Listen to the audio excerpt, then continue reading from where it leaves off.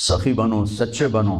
اللہ کو بخیل سے محبت نہیں ہے، اور سخی سے تعلق توڑتا نہیں اور بخیل سے جوڑتا نہیں۔ ایک دفعہ شیطان نے بنی اسرائیل کا واقعہ، ایک آدمی سے ملاقات کی تو اس نے کہا شیطان سے ایک راز کی بات تو بتا دے۔ کہنے لگا کیا؟ کہ تیرے یار کون ہے، تجھے پسند کون؟ کہنے لگا تین مجھے بڑے پسند ہیں، ایک جو شراب پیتا ہو، نشہ کرتا ہو، ایک جو غصے والا ہو، قابو نہ کرتا ہو، ایک جو بخیل ہو، کسی پہ خرچ نہ کرتا ہو۔ یہ تین میرے بڑے گھاٹے آ رہے ہیں۔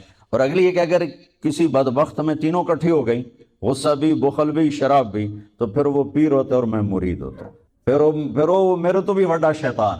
تو پہلے آپ لوگ ان تاجروں کو سچائی سکھائیں، دیانتداری سکھائیں، سخاوت سکھائیں، اللہ کے لیے قربانی دینا سکھائیں کہ اللہ نے روک دیا، ختم۔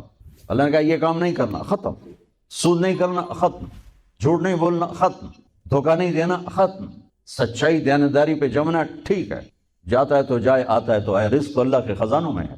اس معاشرے کے ساتھ یہ نسل اگر چلے گی تو وہی کرے گی جو یہ کر رہے ہیں۔ پھر آپ لوگوں کے پاس بھی جمع تفریق ہی ہے، جمع تفریق، جمع تفریق، جمع تفریق۔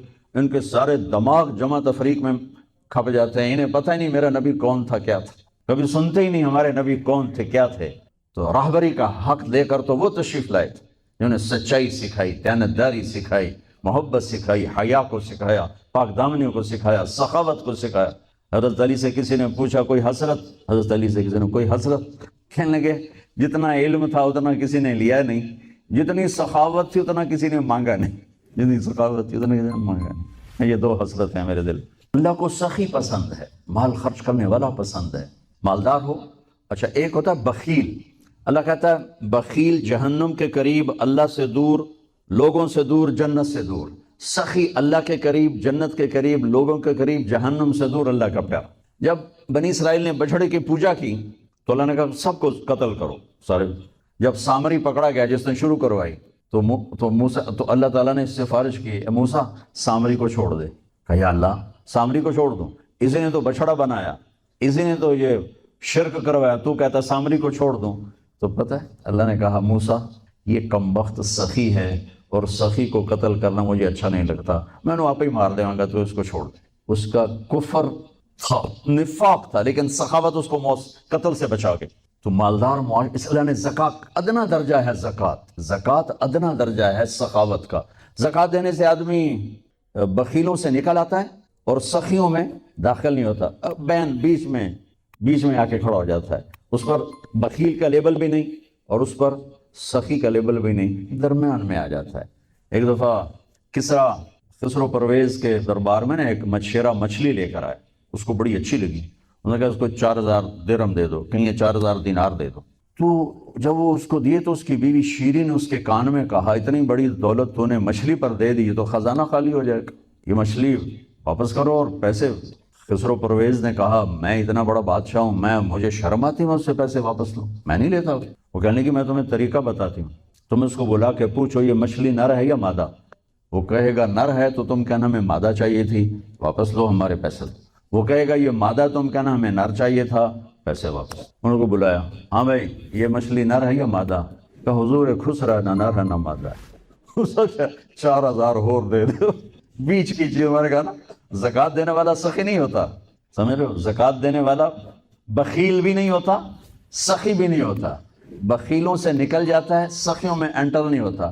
2.5 روپے پر 1 پیسہ بھی زیادہ کر دے تو سخیوں میں نام آ جائے گا۔ پھر سخاوت کی حد کوئی نہیں ہے۔ انہوں نے کہا حضور یہ تو بیچ کی چیز ہے، خسرا ہے۔ اس نے کہا 4000 اور دے دو۔ تو شیریں کو تو بڑا غصہ چڑھ گیا، 8000 اس کی تو 7 پشتوں کو کافی تھا۔ تو 1 دینار گر گیا تو اس نے وہ اٹھا لیا۔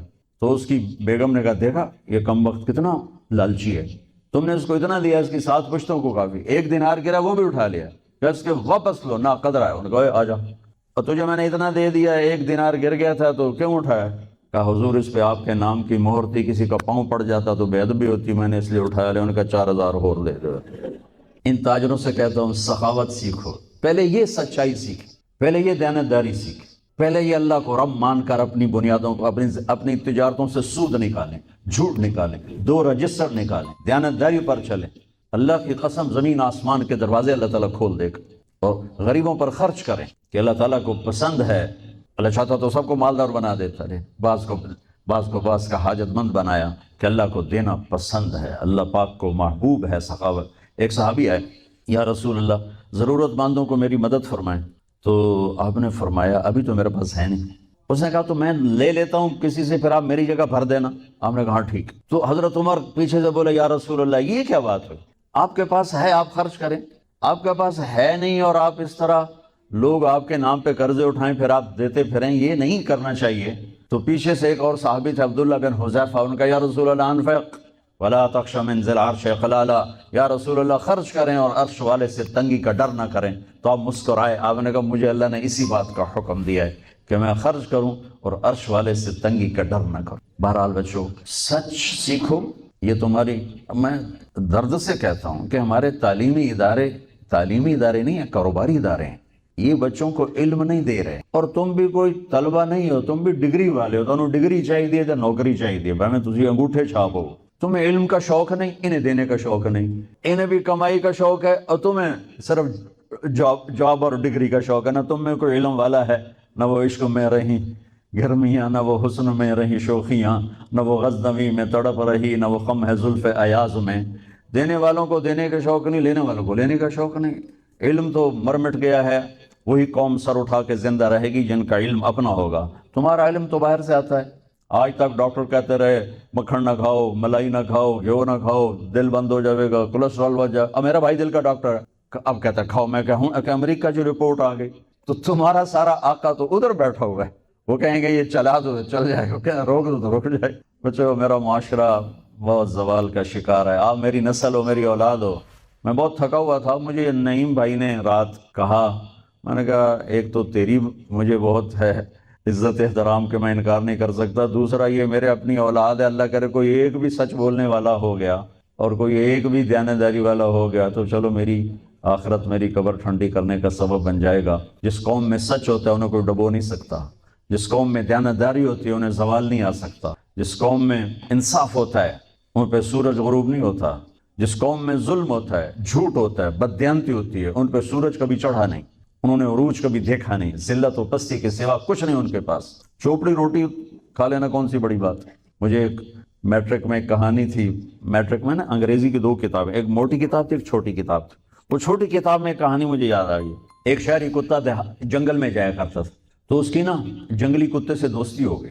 تو جنگلی کتا جوڑا ماڑکا جا ہڈیاں نکلی ہوئی ہیں، شہری کتا موٹا تازہ. تو ایک دن وہ جنگلی کتا کہتا ہے یار تو کیا کھاتا ہے؟ ان کا میں پراٹھے کھاتا ہوں، انڈے کھاتا ہوں، ڈب روٹی کھاتا ہوں، دودھ پیتا ہوں، گوشت کھاتا ہوں. ان کا یار میں تو نام ہی آج سن رہا ہوں، میں نے تو کبھی کچھ کھایا ہی نہیں ہے. یار میں نے بھی لے چل، میں بھی کوئی کھاما کو، میں بھی موٹا ہوں. ان کا آ جا. تو اس کو لے کے چلا. تو جب جنگل سے نکلے تو روشنی میں جنگلی کتے کی نظر پڑی گلے میں پٹا. تو وہ کتا کھڑا ہو گیا، کہنے لگا میرے بھائی اے کیے. انہوں نے کہا یہ پٹا ہے. وہ کیا ہوتا ہے؟ کہ یہ غلامی ہے. غلامی ہے، میں کسی گھر کا ملازم ہوں، غلام ہوں، ان کا پہرا دیتا ہوں، ان کی راکھی کرتا ہوں، ان کی نوکری کرتا ہوں، پھر وہ مجھے انڈے کھلاتے ہیں، پراٹھے کھلاتے ہیں، پتہ نہیں کیا. انہوں نے کہا میرے بھائی تجھے تیرے پراٹھے مبارک، مجھے میری آزادی مبارک.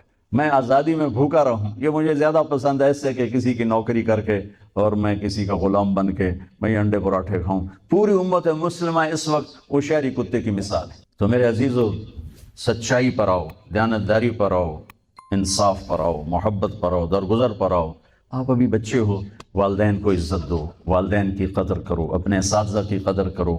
ہمارے نصاب میں انسانیت کا کوئی درس ہی کوئی نہیں کہ انسان اچھا انسان کیسے بنتا ہے. وہ تو بنتا ہے رسول پاک کی زندگی کو دیکھنے سے. وہ زندگی ہمارے پاس ہے نہیں، ہم نے سیکھی نہیں، ہمارے سامنے نہیں.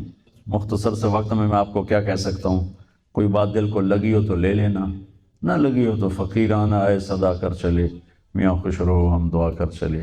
یہ تبلیغ کا کام اسی کو سیکھنے کی محنت. جب آپ لوگوں کو چھٹی ہو، موقع ملے تو کچھ دن جانا، انشاءاللہ بہت فائدہ ہوگا. کئی دوست آتے ہیں، خواتین بھی آتی ہیں، یہ بڑی پریشانیاں ہیں، سب کچھ ہے، بڑی پریشانی ہے. میں نے کہا بی آپ امتحان دے رہی ہیں، ایگزامینیشن ہال میں آپ کے لیے کوئی ریفریشمنٹ تو نہیں ہوتی، بلکہ آپ کو خود بخود پھڈے میں ڈالا جاتا ہے.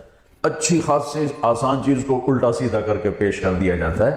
ہم سب میں 7 ارب انسانوں کے ہم پیپر دے رہے ہیں، ہم امتحان گاہ میں بیٹھے ہیں. یہ آئیڈیل ہوم نہ بن سکتا ہے نہ بنے گا، نہ بنانے والے نے اسے آئیڈیل ہوم بنایا ہے۔ یہ تو ہم دیوانے ہیں کہ چند سالہ زندگی میں اس کو آئیڈیل ہوم بنانا چاہتے ہیں۔ گزرگاہ ہے، مسافر خانہ ہے، اور اس پر زائد کیا ہے، لیبلوکم ایکم احسن عمل، کہ اس نے اس لیے ہمیں پیدا کیا ہے کہ ہمیں دیکھنا چاہتا ہے کہ اپنے عمل کو خوبصورت کون بناتا ہے، اور دنیا کے ٹھیکروں پہ کون بک جاتا ہے، اپنی شخصیت کو کون بناتا ہے، اور چیزوں پر کون بک جاتا ہے۔ یہ پیپر ہو رہا ہے۔ اب وہ پیپر کیسے حل کرنا ہے، یہ علم ہمارے پاس کوئی نہیں ہے۔ اس کے لیے 1,24,000 انبیاء کو اللہ نے بھیجا کہ جاؤ انہیں بتاؤ کہ پیپر حل کیسے کرنا۔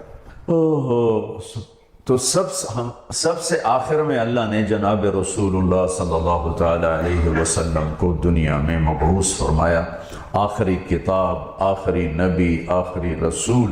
آپ کا مشن بھی یہی تھا کہ زندگی کیسے گزارنی ہے۔ پچھلی کتابوں سے اب چونکہ آپ وجہ کائنات ہیں، ابو ہریرہ نے ایک دفعہ آپ سے پوچھا یا رسول اللہ آپ کو نبوت کب ملی تھی؟ تو ابھی ربیع الاول گزرا ہے، گزر رہا ہے، تو 2-3-4 دن باقی ہیں۔ ہم کتنے جلسے ہوتے رہے اس میں، آپ یہ اس تاریخ کو پیدا ہوئے، اس تاریخ کو انتقال فرمایا، 40 سال کی عمر میں نبوت ملی، 63 سال کی عمر میں انتقال فرمایا۔ اپنے نبی کا جواب سنا، یا رسول اللہ آپ کو نبوت کب ملی؟ تو کیا جواب ہے؟ 40 سال۔ کتابی جواب جو میں ڈھونڈ کے آپ کو بتا رہا ہوں، 40 سال 6 مہینے 10 دن۔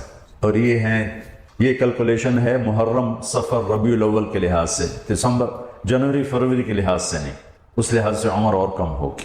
40 سال 6 ماہ 10 دن، یہ تو کیلکولیٹڈ جواب تھا۔ تو آپ یہ جواب آپ نہ دیتے، آپ فرماتے ابو ہریرہ 40 سال کی عمر میں نبی بنا، لیکن میرے نبی نے جواب کیا دیا؟ کنت نبی وان آدم بین الروح والجسد۔ ابو ہریرہ ابھی آدم کی مٹی کٹھی نہیں ہوئی تھی اور میں نبی بن چکا تھا۔ تو اب تو وجہ کائنات ہے۔ آدم علیہ السلام اور اما حوا کا اللہ نے نکاح فرمایا، تو کہا آدم مہر ادا کرو اپنی بیگم کا۔ کہنے کہ جی کیا ادا کرو؟ تو نکاح تو جنت میں ہو رہا ہے، جنت سونے چاندی سے بھری پڑی ہے۔ اللہ کہتا تھا اتنا زیور ڈال دو، اتنا سونا دے دو۔ میرے اللہ نے کہا آدم آپ کی نسل میں میرے آخری نبی آئیں گے، ان پہ ایک درود پڑھ دے، بس یہی مہر ہے، یہی مہر ہے۔ تو اس سے اور تھوڑا پیچھے چلے جائیں، میرے نبی نے فرمایا کہ اللہ تعالیٰ نے پیدائش کائنات، پیدائش آدم نہیں، پیدائش آدم تو وہ تھوڑی عمر ہے، پیدائش کائنات کو 25-30 ارب سال ہو چکے ہیں۔ پیدائش کائنات سے 1000 سال پہلے اللہ تعالیٰ نے سورہ یاسین کی تلاوت فرمائی۔ ایک حدیث اور جوڑ دوں ساتھ، میرے نبی نے فرمایا ان لی عند اللہ 10 اسماء، میرے اللہ نے 10 نام رکھے، میں محمد، احمد، ماحی، حاشر، عاقب، فاتح، خاتم، ابو القاسم، طٰہٰ، یاسین۔ یہ آپ نے ایک ہی روایت میں، ایک حدیث میں آپ نے اپنے 10 نام بتائے۔ ویسے تو آپ کے صفات کے ساتھ آپ کے صفاتی نام بھی بے شمار ہیں۔ جب قرآن میں چلے جائیں تو شاہد، مبشر، نذیر، داعی اللہ، سراجا منیرا، مدثر، مزمل، عزیز، رحیم، رؤوف، رحیم، حریص، عزیز، یہ سارے میرے نبی کے خوبصورت نام ہیں جو اللہ نے قرآن میں بھی پیش کیے، حدیث میں بھی ہمیں نظر آتے۔ اس میں ایک نام ہے آخری، یاسین۔ کیا ہے بولیں؟ اب سنیں، میرے نبی نے فرمایا اللہ نے کائنات کو پیدا کرنے سے 1000 سال پہلے سورہ یاسین کی تلاوت فرمائی۔ سورہ یاسین، سورہ یاسین کو قرآن کا دل کہا جاتا ہے، صرف پہلی 3 آیات کی وجہ سے قرآن کا دل ہے، باقی مضامین تو وہی ہیں جو پورے قرآن میں ہیں، لیکن پہلے 2-3 جملے وہ ہیں جو پورے قرآن میں دہرائے نہیں گئے۔ یاسین، اب آپ اپنے نبی کا نام ذہن میں رکھیں، میرا اللہ کہہ رہا ہے یاسین، اور یہ تلاوت ہو رہی ہے پیدائش کائنات سے 1000 سال پہلے۔ ہمارے بھاگ جاگے کہ ہمیں اللہ نے جناب رسول اللہ صلی اللہ علیہ وسلم کی امت میں پیدا فرما دیا۔ اس نے اپنے علم کامل کے ساتھ انبیاء کا سلسلہ جاری فرمایا، صرف اس ایک لیبلوکم ایکم احسن عملا، کہ تم میں اپنے عمل کو خوبصورت کون بناتا ہے اور تم میں کون اپنے عمل کو بدصورت بناتا ہے۔ اس نقطے کا علم انسان کے پاس نہیں ہے۔ اس نقطے کا علم انسان کے پاس نہیں ہے۔ استعداد موجود ہے، فَأَلْهَمَهَا فُجُورَهَا وَتَقْوَاهَا، تیرے اندر برائی کی پہچان بھی ڈال دی، برائی کا راستہ بھی تیرے اندر ڈال دیا، اور اچھائی کا بھی۔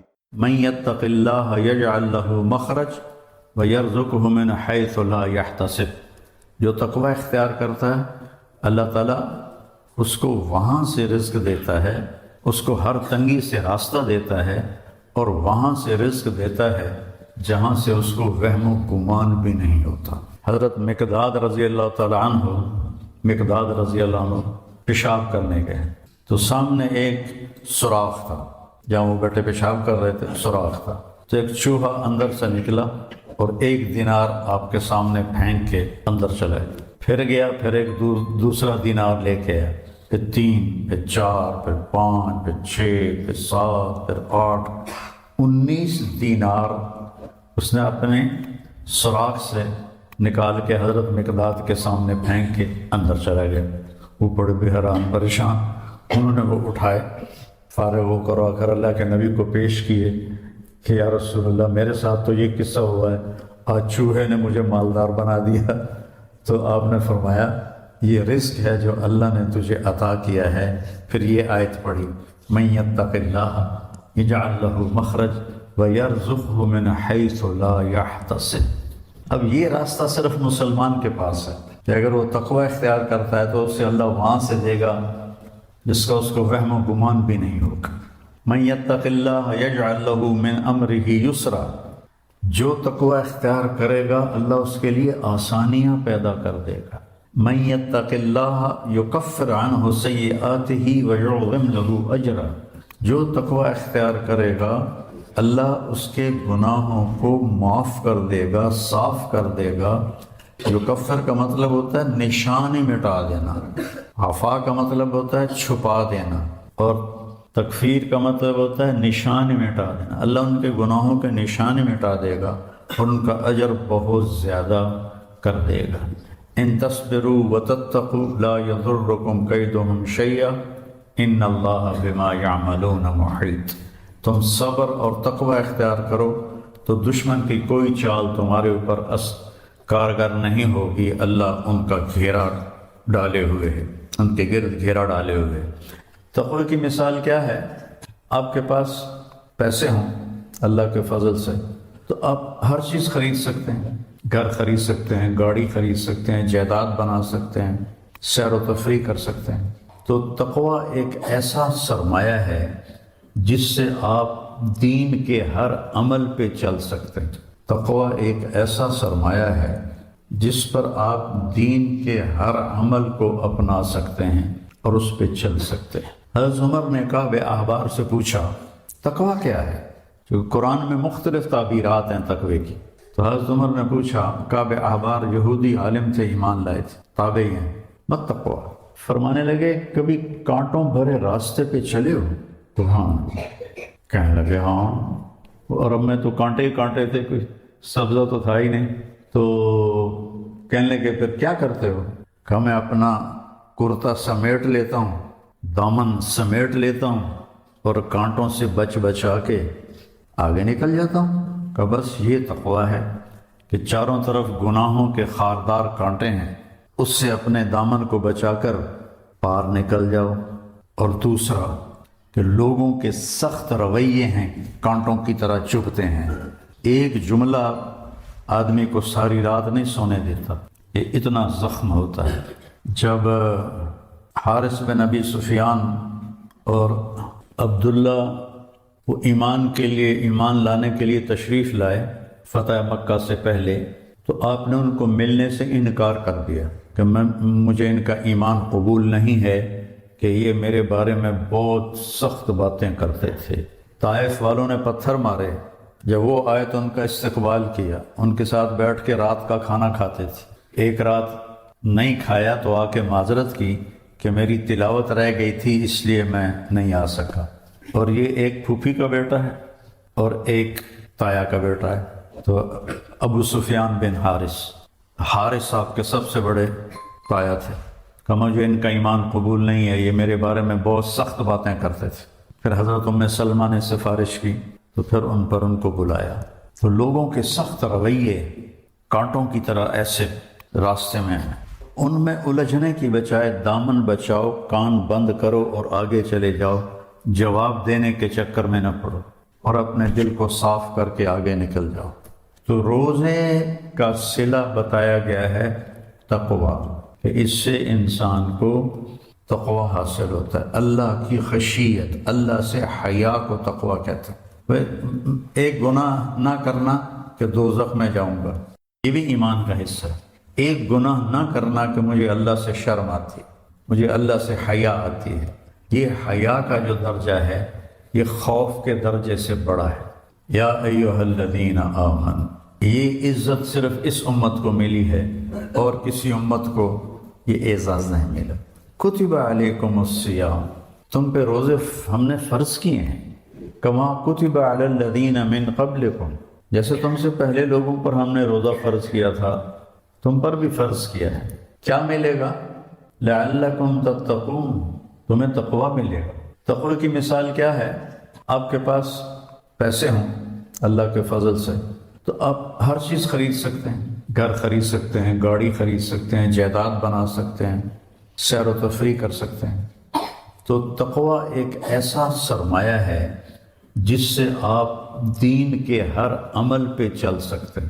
تقویٰ ایک ایسا سرمایہ ہے جس پر آپ دین کے ہر عمل کو اپنا سکتے ہیں اور اس پہ چل سکتے ہیں۔